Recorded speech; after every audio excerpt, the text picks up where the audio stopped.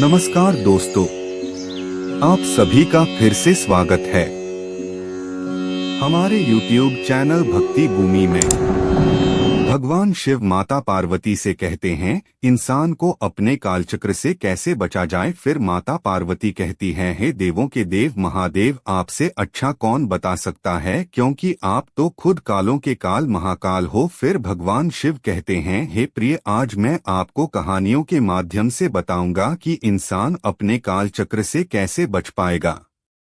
अवधपुर गांव में घनश्याम नाम का एक व्यक्ति निवास करते थे। उनके परिवार में उनकी पत्नी और उनका एकमात्र पुत्र जय किशोर था। विवाह के कई वर्षों के बाद उन्हें संतान की प्राप्ति हुई थी, इसलिए वे अत्यंत प्रसन्न थे। जय किशोर को उन्होंने बहुत स्नेह और दुलार से पाला पोसा और बड़ा किया और उसे पढ़ाई के लिए शहर भेजा। बेटा भी काफी प्रतिभाशाली था और पढ़ाई में सदैव अव्वल रहता था। समय के साथ जय किशोर ने पढ़ाई पूरी की और एक डॉक्टर बनकर शहर के एक प्रतिष्ठित अस्पताल में कार्यरत हो गया। अब घनश्याम जी 80 वर्ष के हो चुके थे और उनकी पत्नी का देहांत हुए कई वर्ष बीत चुके थे। उनके बेटे जय किशोर, जो एक डॉक्टर थे, शहर के एक बड़े अस्पताल में काम करते थे। जय किशोर की पत्नी भी डॉक्टरी के पेशे में थी। उनका एक बेटा था जो घनश्याम जी का पोता गोपाल था। घनश्याम जी अक्सर गांव से शहर आते और अपने बेटे के घर कुछ समय बिताते। जब उनकी पत्नी जीवित थी तो वे उनके साथ शहर जा करते थे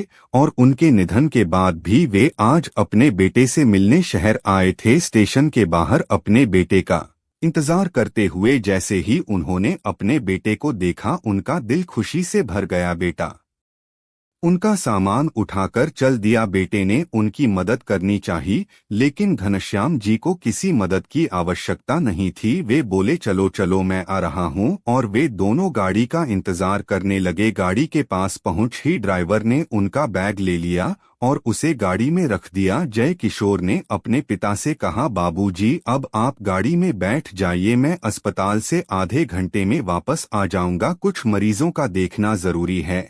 और आप कैसे आएंगे, उन्होंने पूछा। अस्पताल की गाड़ी है, आप निश्चिंत रहें, मैं जल्दी ही लौटूंगा, बेटे ने जवाब दिया। आपकी बहू थोड़ी देर से पहुंचेगी, उन्हें एक सर्जरी करवानी है, इसलिए विलंब होगा। यह कहकर उन्होंने पिताजी को सूचित किया और ड्राइवर को गाड़ी तेज चलाने का संकेत दिया। गाड़ी आगे बढ़ गई। घनश्याम जी के मन में विचार आया कि उन्होंने अपने बच्चों का हालचाल तक नहीं पूछा। उनका पोता गोपाल यहीं है या कहीं चला गया। घनश्याम जी ने सोचा कि नहीं, वह पुणे में ही होगा। अगर कहीं और गया होता तो उनका बेटा जरूर बताता। छोटी बहू यानी गोपाल की पत्नी को तो उन्होंने गोपाल की शादी के समय ही देखा था, उसके बाद से कब देख पाए। जय किशोर अब गांव कम ही आता है तो वह उन्हें लेकर कैसे आएगा। गोपाल ने तो एक प्रतिष्ठित स्कूल में पढ़ाई की है, परिवार में वह हमेशा रुई की तरह हल्का फुल्का रहा। इन्हीं विचारों में खोए घनश्याम जी अपने बेटे के घर पहुंच गए। स्नान ध्यान करके जब वे कमरे से बाहर आए तो उन्होंने सामने नजर डाली। उन्होंने देखा कि बगीचे में एक आया बड़े ही प्यारे बच्चे के साथ सैर कर रही थी। उनके मन में प्रश्न उठा कि यह बच्चा किसका होगा। उन्होंने बाबूलाल को पुकारा। बाबूलाल बचपन से ही उनके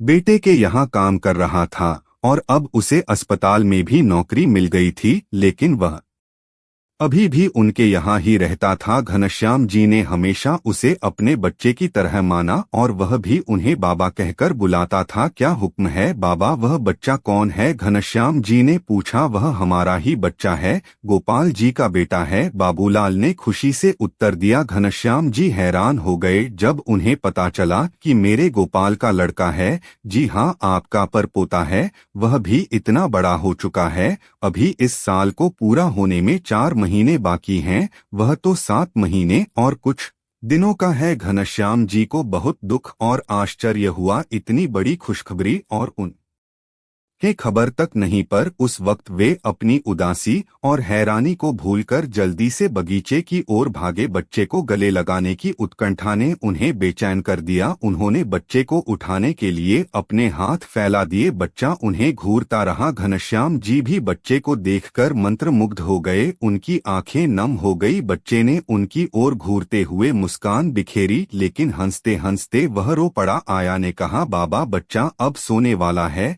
इसलिए रो रहा है। घनश्याम जी को समझ में आ गया कि बच्चा सोना चाहता है, इसीलिए उन्होंने खुद को संभाला और आया से कहा, हाँ इसे सुला दो। यह कितनी देर तक सोएगा? जब बच्चा जागेगा तो वह कहाँ जाएगा? यह कैसे हो सकता है कि वह अपने परदादा की गोद में ना खेले? आया बच्चे को लेकर कमरे में चली गई। जब घनश्याम जी अपने कमरे में लौटे जहाँ वे ठहरे थे, तो उनके दिल में उठा दर्द फिर से कुरेद लगा। उनके बेटे ने उन्हें इतनी बड़ी खुशखबरी तक नहीं बताई थी। उन्होंने बाबूलाल की ओर देखा। बाबूलाल से पूछा कि क्या गोपाल के पुत्र का नाम मोहन है? लेकिन उनके बेटे ने उन्हें इसकी जानकारी नहीं दी। शायद वे लोग भूल गए होंगे, क्योंकि वे मुंबई में एक हफ्ते से हैं, लेकिन यहाँ नहीं बल्कि होटल में ठहरे हुए हैं। हाँ बाबा, बड़े लोगों के लिए घर हो या होटल क्या फर्क पड़ता है? सुना है कि पति पत्नी की मिलकर मासिक आय लाख है,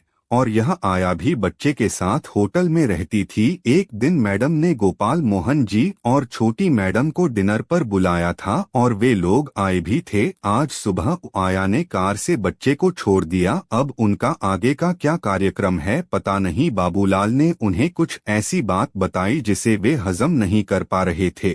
घनश्याम जी आंखें बंद करके लेटे रहे। पत्नी की स्मृति उभरी, फिर पिता की और माँ की यादें भी आई। जीवन के गुजरे हुए क्षणों की मिठास और प्रेम, हर एक बच्चे के जन्म की याद आई। और तब वे बोले, अरे यह क्या हो गया? समय के साथ यह सभी विचार उनके मन में लहरों की भांति उठने लगे। उन लहरों में वे खुद को बहुत असहाय महसूस कर रहे थे। उन्हें अपने बेटे पर, बहू पर और पोते गोपाल मोहन पर भी गुस्सा आया, लेकिन फिर उन्होंने सोचा कि गोपाल मोहन पर गुस्सा करने का कोई मतलब नहीं है। बेटे ने यह खबर उन्हें क्यों नहीं बताई? बहू ने यह राज मुझसे क्यों छुपाया? गोपाल भी तो मुझे यह बता सकता था, लेकिन उसने ऐसा क्यों नहीं किया? फिर जय किशोर ने कमरे में प्रवेश किया और बाबूजी को देखा। घनश्याम जी बैठ गए। क्या आपको कोई परेशानी हो रही है? जय किशोर ने पिता के चेहरे पर दर्द के भाव देखकर पूछा। उनकी आंखों से आंसू छलक पड़े। आप क्यों रो रहे हैं?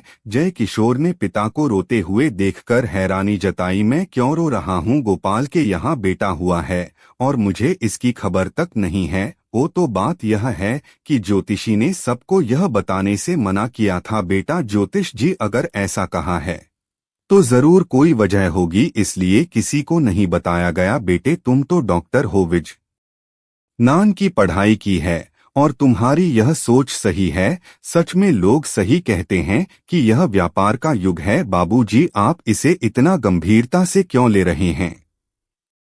क्या तुम इसे इतना मामूली समझ रहे हो? ज्योति के मना करने पर भी तुम्हें खबर की गई थी। क्या ज्योतिषी ने सिर्फ मुझे बताने से मना किया था? बाबूजी, आप वास्तव में बहुत गंभीर हो रहे हैं। किसी भी बात को इस तरह से ना ले। ऐसा कहकर जय किशोर वहां से चला गया। घनश्याम जी ने अपने बेटे को जाते हुए देखा और फिर लेट गए, और उन्होंने अपनी आंखें बंद कर ली। मन में दो विपरीत भावनाएं न रखें, क्रोध और खुशी। पोते को देखने की खुशी उन्हें अपने बेटे से बांट थी, पर वह खुशी क्रोध से घिरी हुई थी। कुछ समय पश्चात बाबूलाल ने भोजन परोसा और उन हे पुकारा, बाबा कृपया भोजन कर लीजिए। घनश्याम जी ने अपनी आंखें खोली और बाबूलाल की ओर देखा। उन्होंने एक पल के लिए सोचा कि खाने से इनकार कर दूं, लेकिन फिर उन्होंने पूछा, क्या जय किशोर ने भोजन कर लिया है? साहब ने खाना खाया और सो गए हैं। बाबूलाल ने उनकी ओर देखते हुए कहा, मानो वह उनके हृदय की गहराई को समझ गया हो। घनश्याम जी ने इससे ज्यादा कुछ नहीं कहा। उन्हें याद आया कि जब वे अपनी पत्नी के साथ आते थे तो उनका बेटा सभी काम छोड़कर उनके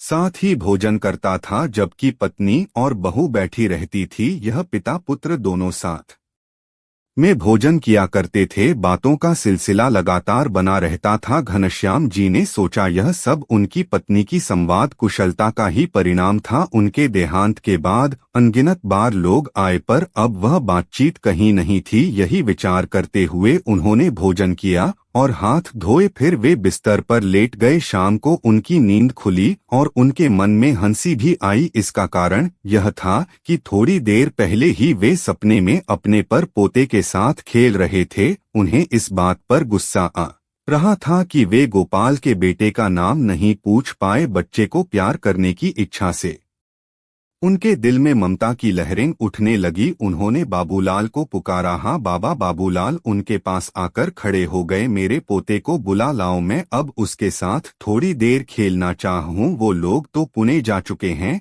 कब गए? बस कुछ समय पहले ही गोपाल मोहन और छोटी मैडम आए थे, कुछ वक्त रुके और फिर निकल गए। जय किशोर साहब अस्पताल में है और मैडम सो रही हैं। ओ घनश्याम जी कुछ समय तक गंभीरता से बैठे रहे। उनके मन में विचार आया, पहाड़ों से अलग अलग नदियां निकलती हैं, हर एक की अपनी एक धारा होती है। जैसा पथ वैसी नदी की गति। तो क्या वे कोई पहाड़ है? वे तो नदी की धारा है। क्या मनुष्य पहाड़ हो सकता है? यह सब सोचते हुए उन्होंने बाबूलाल की ओर देखा और आज उन्होंने बाबूलाल से एक गहरा संबंध और निकटता महसूस की। उनका विचार था कि शायद बाबूलाल ही उनकी बातों को समझ पा रहे हैं। उन्होंने बाबूलाल से पूछा, तुम्हारे बच्चे कितने साल के हैं? बाबूलाल ने बताया, एक 30 साल का है और दूसरी 1 साल की। घनश्याम जी के दिल में प्यार की लहरें दौड़ गई। फिर उन्होंने पूछा, बाबूलाल तुम्हारा घर यहाँ से कितना दूर है? बाबूलाल ने उत्तर दिया, 20 मिनट की दूरी पर। आओ मुझे घर तक छोड़ दो,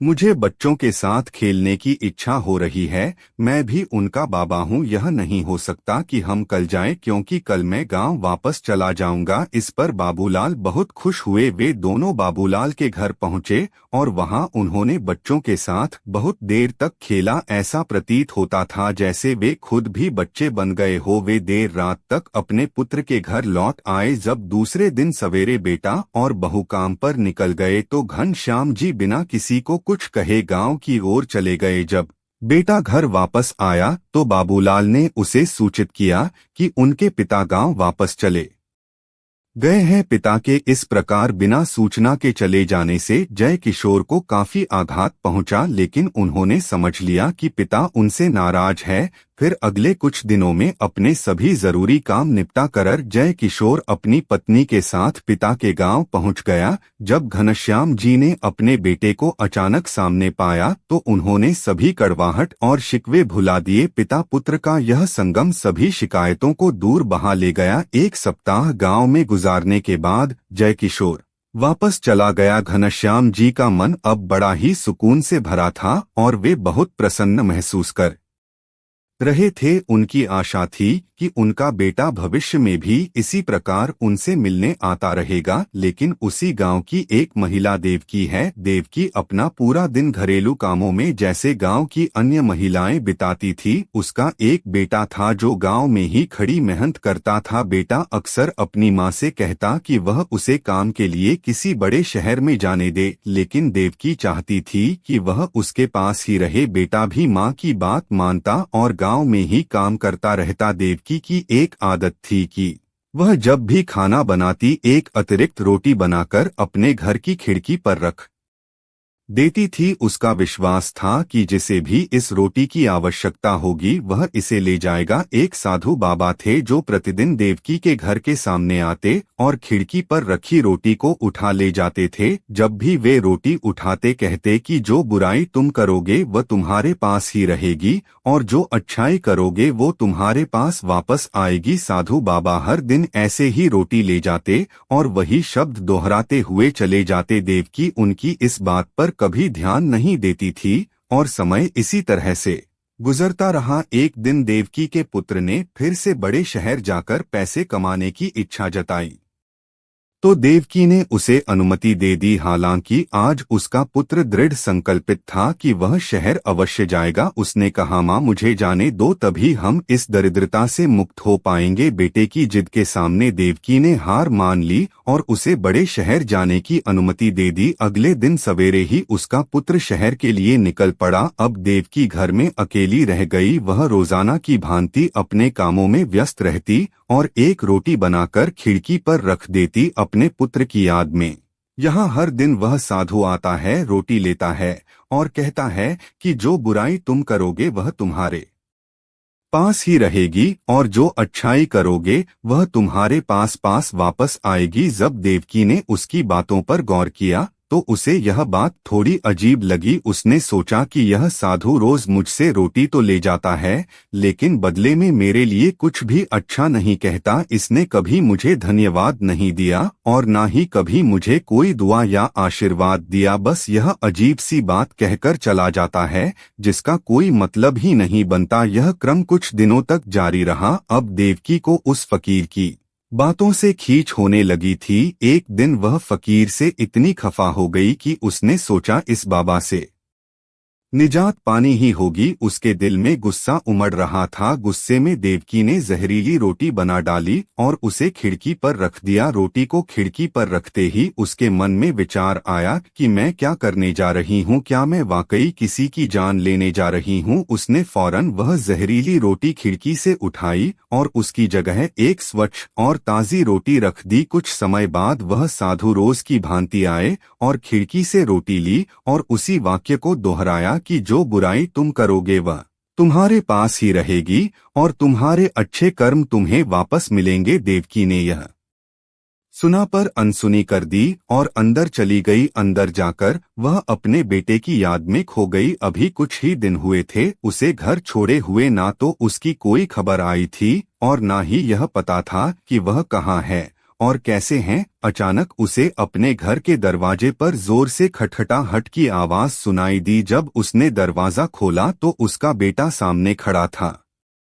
वह बहुत खुश हुई। उसने अपने बेटे को अंदर आने को कहा और उसे बैठाया, पर उसके बेटे की हालत देखकर वह चिंतित हो गई। उसके बेटे के कपड़े गंदे और मैले थे और वह बहुत थका हुआ लग रहा था। उसका चेहरा ऐसा लग रहा था जैसे उसने कई दिनों से खाना नहीं खाया हो। देवकी ने पूछा, बेटा तू तो कुछ ही दिन पहले बड़े शहर की ओर काम करने गया था, यह हालत कैसे बन गई? उसके बेटे ने जवाब दिया, माँ मैं तो बड़े शहर की ओर गया था, लेकिन रास्ते में एक जंगल से गुजर रहे थे तो कुछ डाकुओं ने मुझे धर दबोचा और मुझे अपना कैदी बना लिया। उन्होंने मुझे खाना तक नहीं दिया। मैंने बड़ी मुश्किल से उनको धोखा दिया और उनकी पकड़ से भाग निकला। भूखा प्यासा मैं वहां से अपने गांव की ओर भाग रहा था। ऐसा लग रहा था जैसे मेरी जान ही निकल जाएगी। इसी बीच रास्ते में मुझे एक वृद्ध फकीर मिला। मैंने उससे कुछ खाने के लिए कहा। उसके पास एक रोटी थी जो उसने मुझे दे दी और शायद उसी की बदौलत में अपने घर तक पहुंच सका। और जानते हो माँ, उस दयालु फकीर बाबा ने मुझसे क्या कहा? उसने कहा कि जो बुराई तूने की है